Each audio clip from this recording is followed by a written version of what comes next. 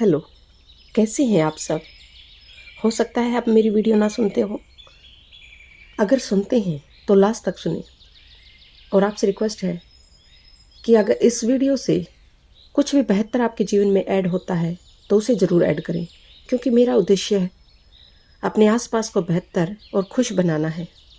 अब मैं आपसे इकिगाई बुक के चैप्टर 6 के विषय में बातें करूँगी, जिसका नाम है लेसन फ्रॉम जापान सेंटिनेरियंस, यानी कि जापान के जो 100 वर्ष से अधिक की 110 वर्ष और उसके आसपास की आयु प्राप्त कर चुके लोगों से जो लेसन्स राइटर ने लिए हैं, उन्हें इस लेसन में दिया गया है।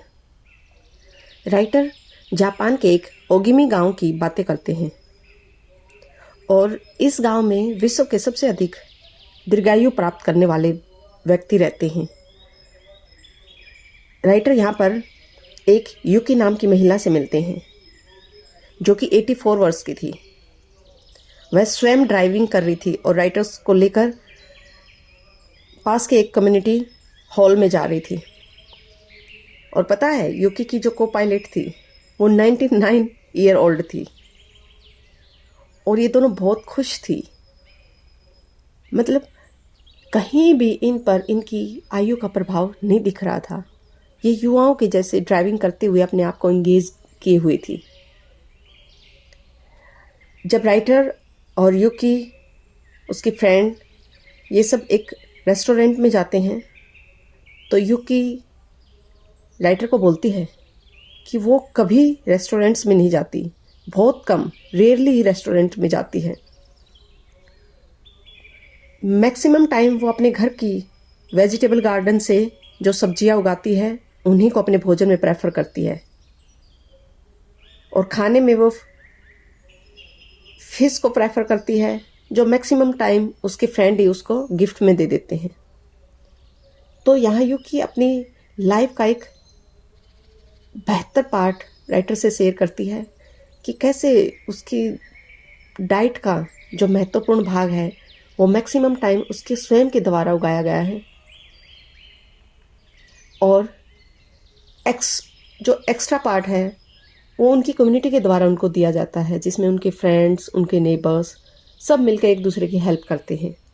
युकी कहती है कि सिर्फ भोजन ही आपको दीर्घायु नहीं दे सकता। और वो बताती है कि उनके गांव में कोई भी बार नहीं है, सिर्फ कुछ रेस्टोरेंट है। और मुख्य रूप से जो उनकी लाइफ को प्रभावित करता है, उनके जीवन को रिच करता है, वो है उनकी social life, rich social life. जो उनके जो कम्युनल सेंटर हैं, कम्युनिटी सेंटर हैं, उनके आसपास ही रिवॉल्व करती हैं। यहाँ के लोग, विशेष रूप से बुजुर्ग लोग, एक साथ अपने अपने ग्रुप्स में इकट्ठा होते हैं और एक ब्यूटीफुल जीवन जीते हैं। फिर राइटर युकी के साथ एक कम्युनिटी सेंटर में जाते हैं जहाँ पर वो लोग बर्थडे सेलिब्रेट करते हैं। और पता है, इस कम्युनिटी सेंटर के सदस्यों में सबसे कम उम्र की जो महिला थी वो थी 83 ईयर ओल्ड, जो स्वयं को उस ग्रुप में यंग बोलती थी। बाकी सब उससे आयु में बड़े थे। और एक साथ 3 लोगों का बर्थडे यहाँ पर सेलिब्रेट किया जाता है। ये लोग अच्छा भोजन खाते हैं, चेयर रोलिंग के गेम खेलते हैं, गाना गाते हैं, डांस करते हैं और अपने आप को पूरी तरह से एक ग्रुप में एंजॉय करते हैं। यहाँ के लोगों की एक बड़ी खूबसूरत कहावत है। जब ये 80 साल की उम्र में पहुँचते हैं तो ये अपने आप को बच्चा कहते हैं कि अभी तो हम बच्चे हैं, अभी तो हमें युवा होना है, जो कहीं ना कहीं इनको एक पॉजिटिविटी देता है अपने जीवन के प्रति। राइटर यहाँ के लोगों का इंटरव्यू लेते हैं और उसके कुछ पॉइंट्स हमें देते हैं। एक है डोंट वरी। यहाँ के लोग अपनी लंबी और स्वस्थ आयु के लिए एक सीक्रेट देते हैं कि नॉट टू बी वरी। आपको चिंतित होने की जरूरत नहीं है। अपने दिल को जुआ रखें, अपने आप को बूढ़े मत होने दो और अपने दिल को दूसरे लोगों के लिए खोलो, सबको एम्ब्रेस करो, open your heart. The best way, यहाँ पर कहते हैं कि जो सबसे अच्छा तरीका है एंग्जाइटी को दूर भगाने का, वो है गली में निकलें, लोगों को हेलो बोलें, आप कैसे हैं, उनके गले लगे। Second, cultivate good habit. Writer बोलते हैं कि यहाँ के मैक्सिमम लोग 4 बजे से लेकर 6 बजे के बीच में मॉर्निंग में उठ जाते हैं। ये लोग कप ऑफ कॉफ़ी पीते हैं, छोटी छोटी लिटिल एक्सरसाइज करते हैं हेल्थ के लिए, और समुंदर के पास चहलकदमी करते हैं जो इन्हें रिलैक्स बनाता है, और फिर अपने गार्डन में जाके गार्डनिंग करते हैं और वहीं की वेजिटेबल्स और फ्रूट तोड़कर अपने लंच को तैयार करते हैं, अपना ब्रेकफास्ट करते हैं। और सबसे बेस्ट थिंग है कि ये लोग कहते हैं कि हम अपनी फिंगर्स का बहुत ज़्यादा यूज़ करते हैं, चाहे ये 80 की एज में हो, 90 की में हो, 100 की में हो, तब जब तक ये स्वस्थ रहते हैं ये अपने रूटीन के काम स्वयं करते हैं, किसी पर निर्भर नहीं होते। Next, nurture your friendship every day. अपनी दोस्ती, अपने रिश्तों को प्रतिदिन महत्व दें, उनको सींचे। यहाँ के लोगों की बहुत अच्छी सोच है, ये कम्युनिटी में विश्वास करती है। और एक लेडी बोलती है कि उनका प्रतिदिन का रूटीन है कि वो मॉर्निंग की चाय, स्मॉल एक्सरसाइजेस और घूमने के बाद अपनी फ्रेंड्स के साथ ही पीती है, जिससे वो पूरा दिन एक एनर्जेटिक महसूस करती है, क्योंकि वहाँ वो अपना स्ट्रेस रिलीज कर देती है, साथ में कुछ पॉजिटिव वेव्स अपने फ्रेंड्स को देती है और स्वयं भी लेती है। ये लोग अपने आस पड़ोस में हार्मनी के साथ रहते हैं और हर किसी को एक दूसरे की प्रॉब्लम्स का अच्छे से पता होता है और उनकी प्रॉब्लम्स को सॉल्व करने में मिलकर हेल्प करते हैं। Next, live N unhurried life, यानी कि शांति से जीवन जिए, कोई जल्दी नहीं है, हम सबका एक टाइम तय है, लेकिन उससे पहले क्यों नहीं इस जीवन को बेहतर बनाया जा सके, शांत बनाया जा सके। इसके लिए यहाँ के लोगों की मान्यता है कि ये स्पिरिचुअलिटी में विश्वास करते हैं, गॉड को थैंक्स करते हैं और अपने जीवन को शांतमय तरीके से लेते हैं, इंजॉय करते हैं। ये कहते हैं कि इनकी लॉन्ग लाइफ का एक सीक्रेट है कि जल्दी बेड पर जाते हैं और जल्दी बेड से उठते हैं, यानी कि शाम को समय पर सोना और सुबह जल्दी से उठना। और फिर इनकी रूटीन आदत होती है कि डेली इन्हें हल्की एक्सरसाइज करनी है। ठीक है, कोई भी सीजन हो, गर्मी सर्दी, हर सीजन में ये लोग एंजॉय करते हैं और खुश रहते हैं।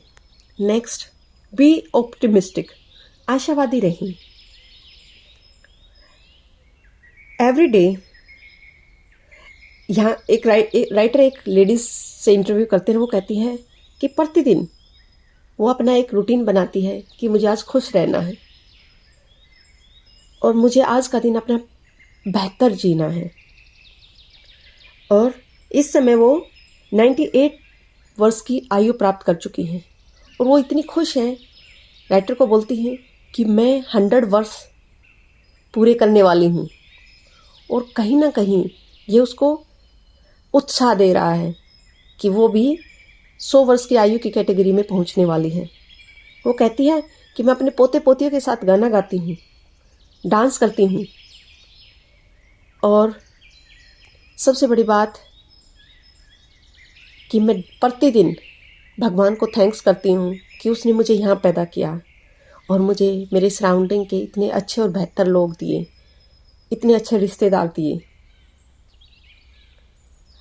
और वो हमेशा विश्वास करती है कि आप चाहे कुछ भी हो, कितनी भी प्रॉब्लम हो, स्माइल करते रहें, कहीं ना कहीं बड़ी से बड़ी प्रॉब्लम भी आपकी छोटी पड़ जाएगी। तो राइटर के इस इंटरव्यू के दौरान हम सब ने पाया कि जापान के लोगों की इकिगाई क्या है, और ये सिर्फ जापान के लोगों की नहीं, हम सब की इकिगाई है अगर हम इसे पहचानें। आज के इस भागते दौर में सोशल मीडिया, इंटरनेट और क्या कहें टेक्नोलॉजी भरे इस जीवन में हम सब इतने बिजी हैं कि काफ़ी टाइम, इंक्लूडिंग मी, मैं किसी और की बात नहीं कर रही, मैं भी, हम बाहर तो छोड़िए अपने परिवार में ही बहुत कम टाइम दे पाते हैं। हर सदस्य अपने अपने मोबाइल से बिजी है और ना चाहते हुए भी एक अनचाहे स्ट्रेस से गुजर रहे हैं। पिछले कुछ समय में हम सब ने देखा है कि स्ट्रेस की सिचुएशंस, डिप्रेशन कितनी तीव्र गति से बढ़ रहा है। इसका रीज़न एक ही नहीं है बढ़ रहा है, सेकंड रीज़न ये भी है कि हाँ, लोगों में अवेयरनेस भी आई है, लोग अब इस बीमारी के प्रति जागरूक हुए हैं और बहुत ज़रूरी है जागरूक होना, क्योंकि मेंटली इल आपके फिजिकली इल से भी सीरियस कंडीशन है। इसको समय पर पहचानना बहुत ज़रूरी है। और मेंटली इलनेस की सबसे बड़ी जो दवाई है ना, वो अपने रिलेशंस है, अपनों के साथ वक्त है, अपने अड़ोस पड़ोस के साथ इंगेजमेंट में है। जो जापान के इस ओगमी गांव के लोग आज से नहीं काफ़ी समय से बड़े अच्छे से जानते हैं और अपने जीवन को जी भर के जीते हैं। और यही कारण है कि वो लोग जब 100, 110, 115 वर्ष की आयु तक भी जीते हैं तो इतने एक्टिव रहते हैं। अगर वही चीज़ें हम आज के अपने दौर में देखें तो कितने हमारे बुजुर्ग लोग अपनी लाइफ में इतने इंगेज रहते हैं। मैं आपको एक पर्टिकुलर एग्जांपल देती हूँ गाँव की साइड का, बिकॉज मैं वही एग्जांपल दूंगी जो मैंने देखा है। कुछ गांव के बुजुर्ग ऐसे हैं कि उनके बच्चे उनकी हेल्प नहीं करते और उनकी मजबूरी है इंगेज होना, और वो बेहतर हैं, सही में बेहतर हैं वो।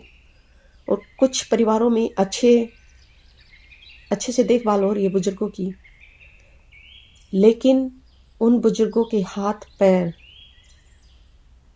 उतने एक्टिवली काम नहीं करते। और जब आप उनको कहें कि थोड़ा सा एक्सरसाइज कीजिए, तो कहीं ना कहीं उनका ये कि वो आंसर होता है कि हाँ, तुम लोगों को तो बातें आती हैं, कभी इस उम्र में आओगे तो पता चलेगा। और हमेशा इस तरह के एक्सक्यूजेज होते हैं। आप गांव के लाइफस्टाइल को देखिए। जो व्यक्ति ज़्यादा काम करता है उसके लिए लोगों की एक ही सोच है कि वो हेल्थफुल रहेगा। मैं मानती हूँ रहेगा, जो बिल्कुल ना करते हो या कम करते हैं उसके मुकाबले। लेकिन एक particular type of exercise body के अलग अलग पार्ट के लिए बहुत ज़रूरी है, जो हम सब निगलेक्ट करते हैं। तो एक्सरसाइज ना सिर्फ फिजिकली, मेंटली एक्सरसाइज भी बहुत ज़रूरी है, जो हमें डिप्रेशन से बचा सकती है, जो हमें बेहतर जीवन दे सकती हैं। आई होप आपको ये लेसन पसंद आया होगा। Thanks for listening.